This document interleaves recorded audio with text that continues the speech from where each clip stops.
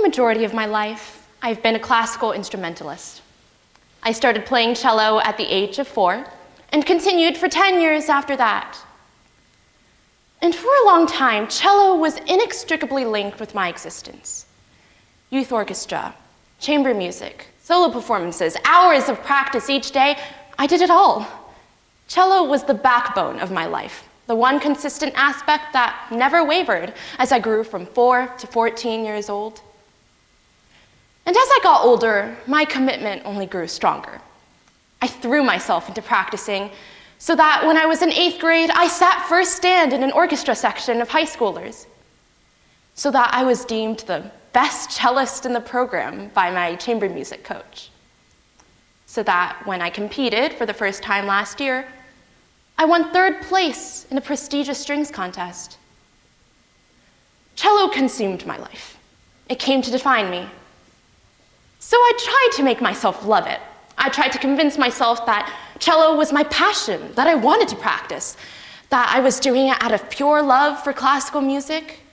And yet, every night, I found myself counting the minutes of each 2-hour practice session, praying for the seconds to go by faster. And eventually, I came to realize that it wasn't true passion about cello or classical music that drove my practice, but merely fear of falling behind my peers. The thought of quitting crossed my mind very often. Still, I never let myself follow through. To quit, I believed, was to run away, and I thought that by quitting, I would prove that I wasn't tough enough to stick it out. Quitting was a sign of weakness. I developed this absurd fear that living my life without the constant looming pressure of cello would make me forget how to endure hardship. So I stuck it out. And I began to hate orchestra rehearsal and break down after each one due to the stress of sitting in first stand. It got to the point where I would dread coming home every day because it meant that I'd have to practice cello.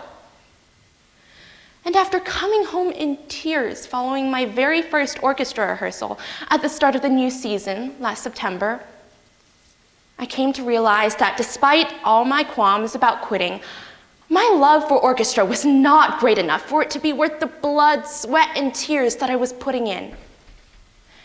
And more than that, I was not nearly passionate enough about cello to devote my entire life to it. So, as it turns out, that first orchestra rehearsal became the last time I ever played cello. That night, I finally followed through on what I'd been secretly considering for months. I made the decision to quit. And the sky didn't fall. I quit, and I didn't get suddenly zapped by a bolt of vengeful lightning from the heavens above. I quit, and nothing really happened, except that I didn't dread coming home anymore. And because I didn't have to practice every day after school, I had time to do things that actually excited me. I joined new clubs. I participated in more theater productions. Life went on. Oh, and my fear of forgetting how to endure hardship wasn't fulfilled in the slightest. My being a high school student made sure of that. But still, it took me a long time to leave cello behind emotionally. Months after I played for the last time, I'd dream about cello and wake up wondering if I'd really made the right choice. I was embarrassed to tell people who still referred to me as a cello player that actually I'd quit months ago. But ultimately, my guilt over being considered a quitter wasn't enough to make me go back on my decision. And today, I still thank myself for walking away. Now, I'd like you to raise your hand if you have ever really wanted to quit something, but felt too ashamed to do so. Now, take a look around. Most of us have been trained to view quitting in a negative light. As Linda Schaffer, People and Operations Officer at the company Checker, stated, "We have been taught to believe that we should stick it out, no matter how bad things are, because to do anything else would be giving up." However, walking away from something, whether it be a club, an extracurricular, or even a job, does not make a person weak. On the contrary, I believe that it is a sign of one's strength. When I asked various Windsor students to tell me about their experiences with quitting, I saw my own story reflected many times over. One student told me that quitting a club that she wasn't passionate about made her feel like she was letting herself down. She stated that she felt really embarrassed and that she equated quitting with failing. However, she also stated that after her initial emotional reaction to quitting the club had passed, she felt relieved. Now, as the student pointed out, the decision to quit is often associated with failure. For many people, even the words quit and quitter seem to carry a negative connotation. And part of the reason that it took me so long to quit cello was because I feared that doing so would cause people to make negative assumptions about me, that I didn't have a strong work ethic, that I didn't know how to commit. Such fears are often what make people shy away from the possibility of quitting and instead force themselves to stick to things that they don't enjoy. Similarly, another student told me that after quitting RSM, an environment in which she felt miserable, she felt like she was admitting defeat and showing that she wasn't strong enough. However, she also stated that she was very relieved to have left and would not change her decision. Most of the students that I talked to used this word, relieved, to describe how quitting the activity that they discussed made them feel. And this is also very much how I felt after quitting cello. Overall, although most of the students that I talked to had reservations at first about walking away, they were glad to have done it afterward. Therefore, I believe that we should not be so afraid to walk away from things that don't bring us fulfillment and/or take away from our well-being, because chances are doing so will yield an outcome that is much more positive than we originally expected, and we'll feel a lot better for it.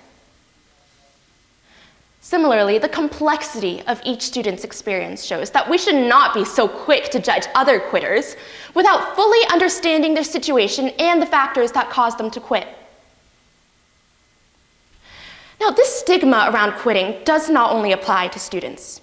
A study done by UCLA in 2018 showed that people who had left their past job voluntarily were likely to be rated by employers as less motivated and less hireable than people who were currently employed. It also showed that when considering an individual who is unemployed, people are likely to make judgments about the individual's character without bothering to even examine the external factors that may have resulted in their unemployment. In other words, a person who quit their job is likely to be viewed as unmotivated and unable to work hard, even if the reason or reasons that they quit their job were beyond their control. Overall, walking away from something, especially if it's something that's been part of your life for a long time, like cello was for me, is an extremely difficult decision to make. Therefore, I believe that we should not discount quitting as a sign of a person's lack of mental or emotional fortitude, because often it signifies quite the opposite. We have no idea what a person is going through, what unseen factors play into their decision to quit. And as I learned after I spent years trying to persuade myself into harboring false passion for cello, it takes a lot of courage to even acknowledge a situation as detrimental, much less take steps to remove oneself from it. Now, on the flip side, I also encourage you to apply this non-judgmental attitude toward quitting to yourself. Now, to be clear, I'm not stating that one should just automatically quit activities without giving them a fair chance. Of course, we should always approach new opportunities with an open mind. However, forcing yourself to stick to something that hurts you more than it helps you, whether it be a club, an extracurricular, a sports team, a musical instrument, does not demonstrate your mental or emotional strength. It just hurts you. And besides, the time that you spent forcing yourself to commit to something that you don't enjoy is actually much better spent doing something that you're actually passionate about. For me, these were things like joining new clubs at school, participating in more theater productions, and introducing myself to different genres of music. all of which I would never have had the opportunity to do if I'd remained consumed in cello and classical music.